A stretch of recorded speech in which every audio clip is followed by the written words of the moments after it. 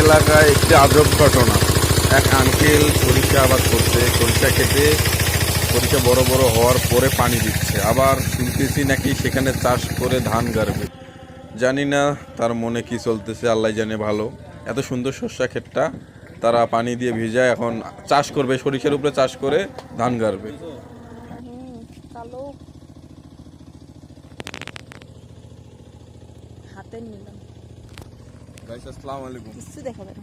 এই যে তোমরা হয়তোবা ভাবতেছো যে মানুষের ফসল নষ্ট করতেছে, আসলে নষ্ট না,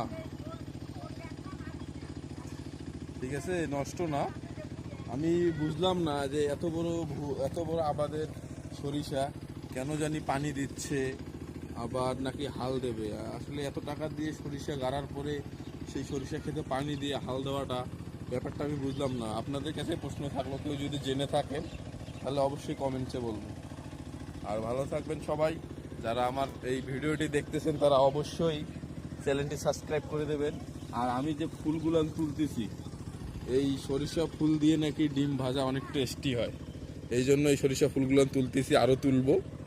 আপনারা কে কে সরিষা ফুল দিয়ে ডিম ভাজা খাইছেন অবশ্যই কমেন্টে বলবেন।